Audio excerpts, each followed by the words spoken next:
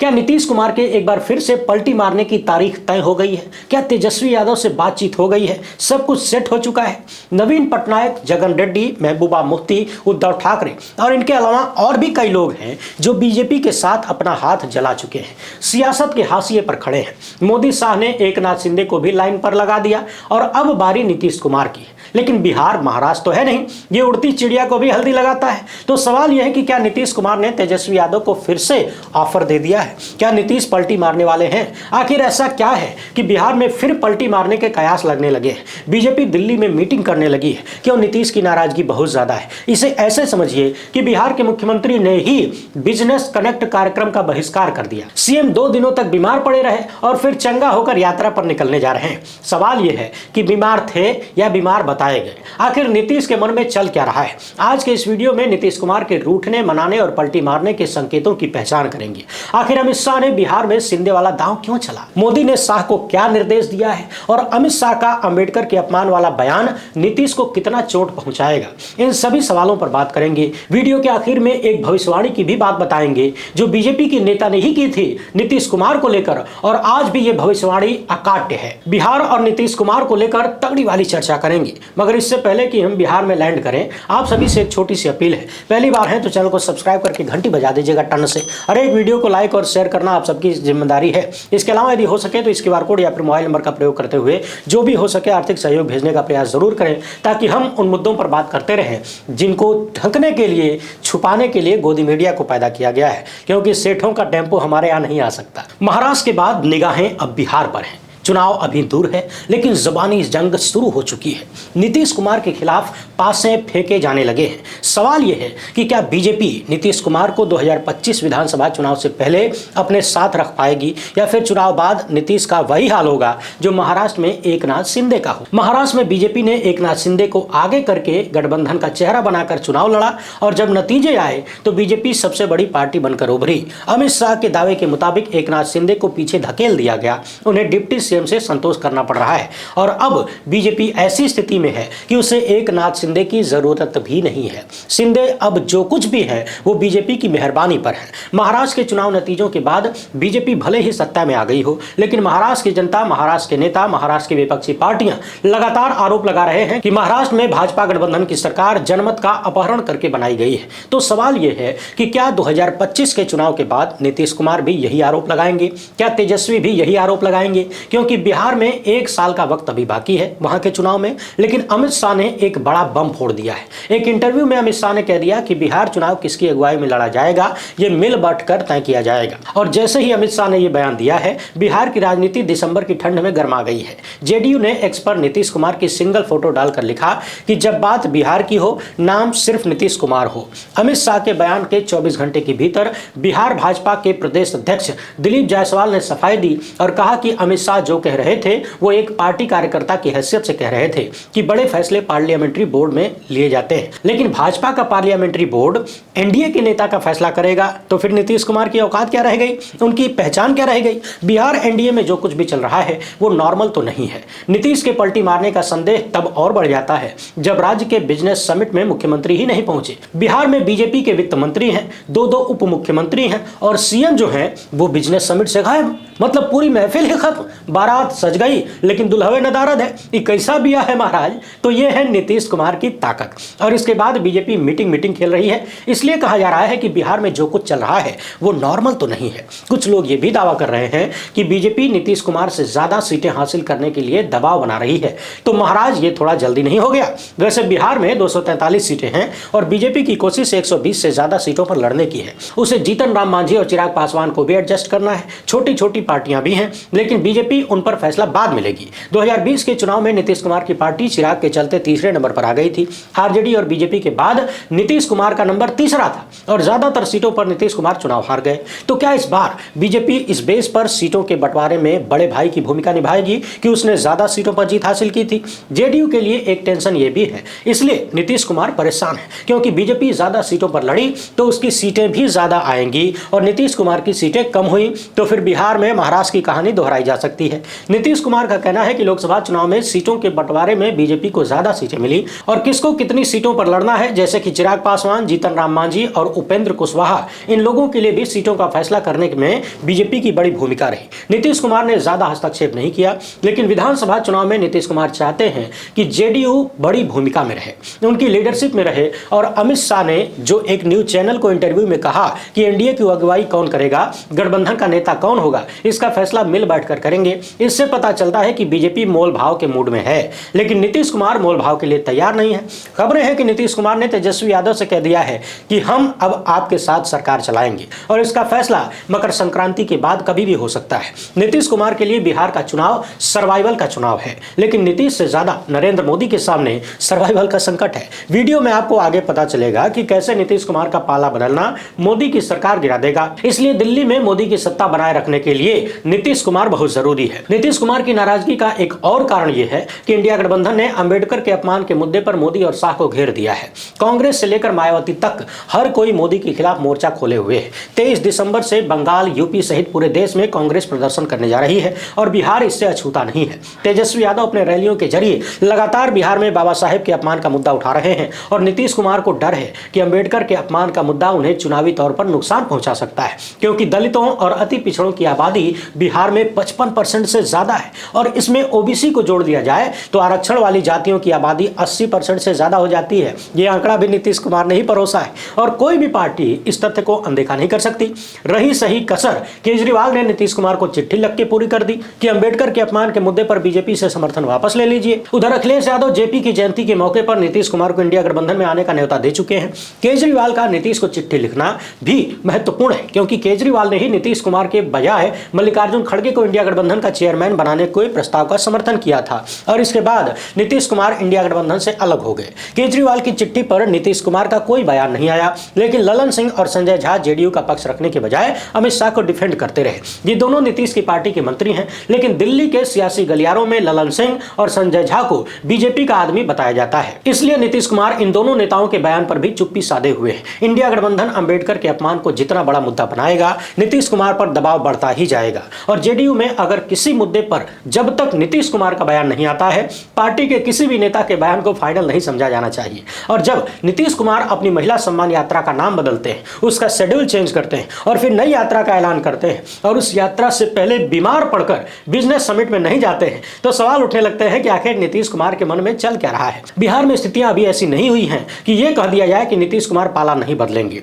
लेकिन बीजेपी लगातार इस बात के संकेत दे रही है कि वो नीतीश कुमार को कमजोर करना चाहती है और उसका इतिहास भी ऐसा रहा है। जिसके साथ गई उसको कमजोर किया, बर्बाद किया, लेकिन वो मजबूर है कि उसे मोदी की कुर्सी बचाने के लिए नीतीश कुमार की जरूरत है। बिहार को जानने वाले कह रहे हैं कि नरेंद्र मोदी ने अमित शाह से क्लियर कर दिया है कि उन्हें नीतीश कुमार की जरूरत है, क्योंकि संवैधानिक संस्थाओं पर कब्जा करके, जजों को दंडवत करके, गोदी मीडिया को खरीद कर, उन्हें गुलाम बनाकर, लपड़झंडिस बना के और तमाम मुद्दों पर जनता की आवाज बंद करके भी मोदी इस हकीकत को बदल नहीं सकते कि उनकी सरकार नीतीश कुमार की बैसाखी पर टिकी हुई है। बीजेपी के पास अभी 240 सीटें हैं और 2029 तक ये हिंदुस्तान की राजनीति की सच्चाई है। नॉन बायोलॉजिकल अवतार होने के बावजूद नरेंद्र मोदी इसे बदल नहीं सकते। ये जरूर हो सकता है कि बिहार के चुनाव तक नीतीश कुमार को बांध के रखा जाए, चुनाव में उनका भी सिंधे कर दिया जाए और इसके बाद उनकी पार्टी के सांसदों को भाजपा में शामिल करा लिया जाए। इसलिए अमित शाह के बयान पर सफाई देने के बाद बिहार बीजेपी प्रदेश अध्यक्ष दिलीप जायसवाल ने कहा कि बिहार में एनडीए का नेतृत्व नीतीश कुमार ही करेंगे,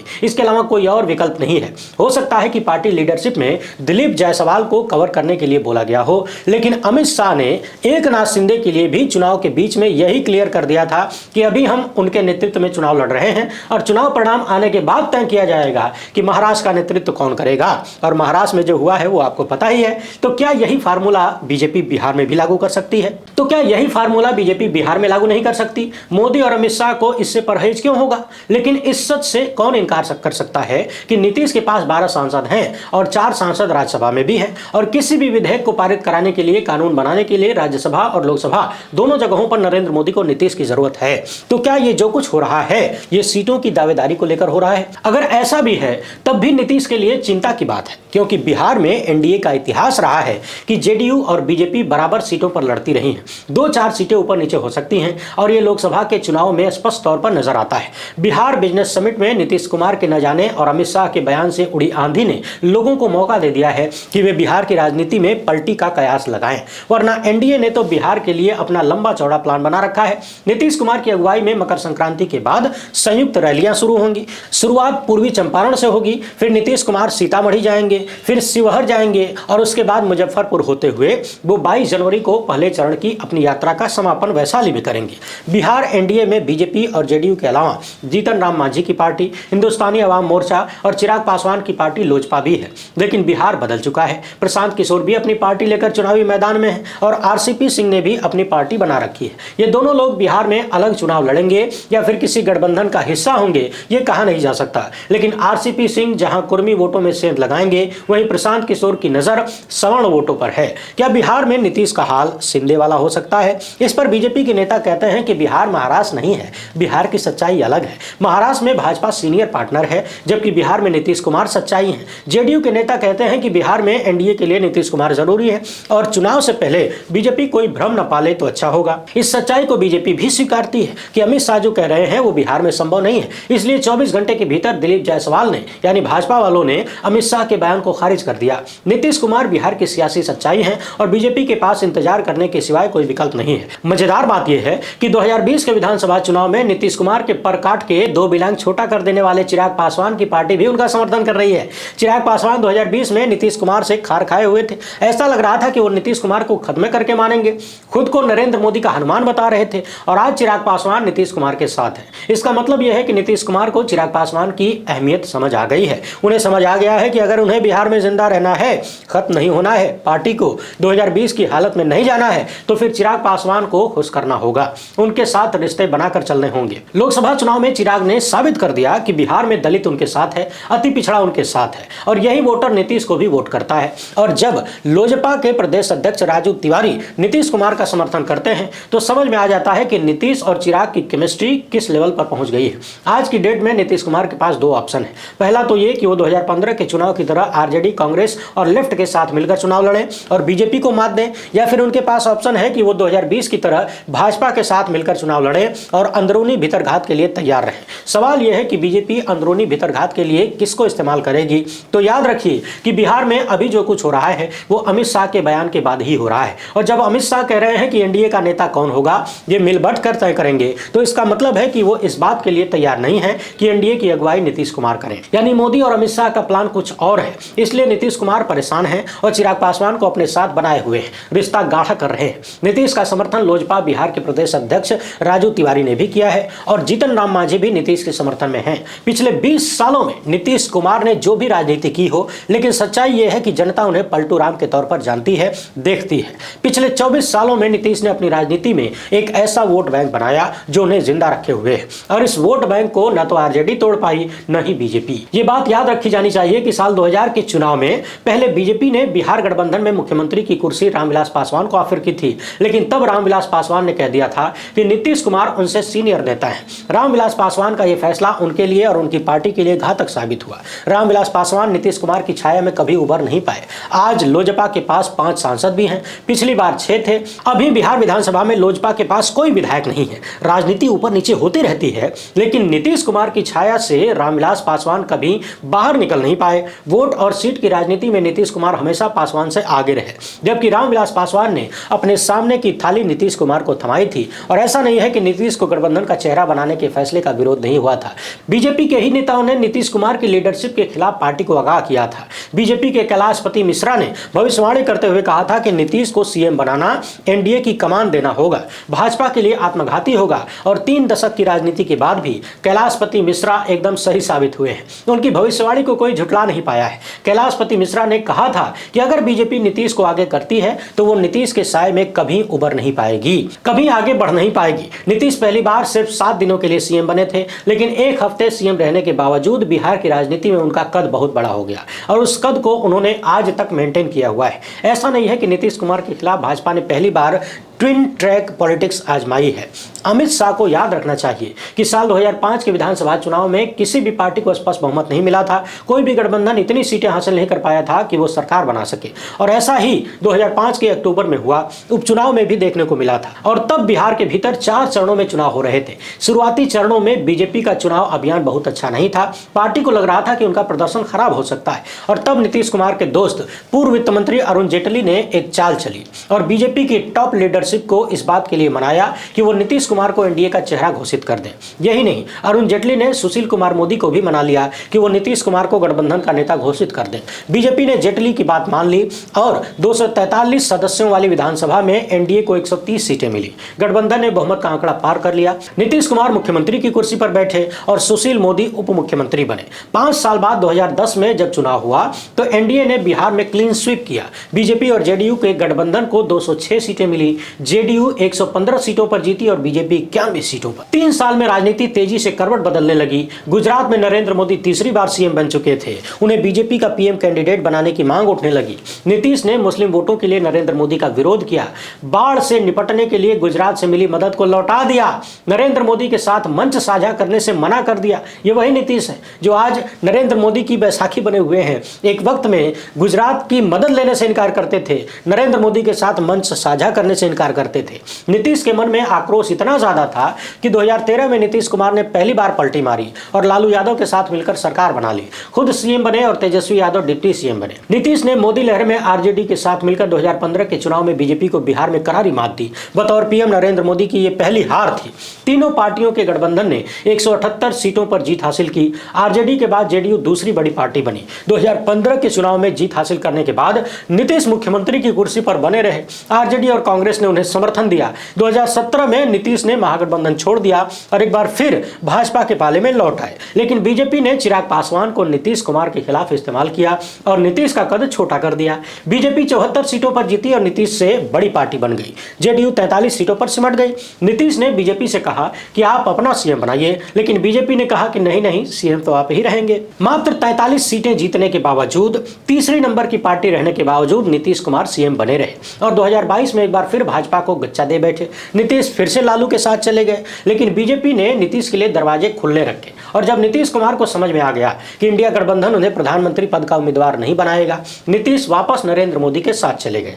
बावजूद इसके कि अमित शाह ने बिहार में घूम घूम कर कहा था कि नीतीश कुमार के लिए एनडीए के दरवाजे बंद हो चुके हैं। बीजेपी ने सम्राट चौधरी को कुशवाहा लीडर के तौर पर बिहार में प्रोजेक्ट करना शुरू कर दिया। यह सब कुछ नीतीश कुमार को काउंटर करने के लिए हुआ था। लेकिन जनवरी 2024 में नीतीश कुमार एनडीए में लौट आए तो सम्राट चौधरी उनके डिप्टी बने। सीएम नीतीश कुमार हैं। कमलापति मिश्रा की वो भविष्यवाणी अभी भी अकाट्य है। बीजेपी बिहार में नीतीश कुमार के साये से बाहर निकल नहीं पाई है। मोदी शाह की जोड़ी भी न तो नीतीश को खत्म कर पा रही है और न ही उनसे हाथ छुड़ाने की हिम्मत कर पा रही है। बिहार की राजनीति का पेंडुलम नीतीश कुमार के हाथ में है। उनके करवट बदलने से ही राजनीति बदलेगी, बिहार की भी और देश की भी। वीडियो पसंद आई हो तो ज़्यादा से ज़्यादा लोगों तक पहुंचाएं। पहली बार है तो चैनल को सब्सक्राइब कर लीजिए। हमसे जुड़ने के लिए बहुत बहुत धन्यवाद। जय हिंद।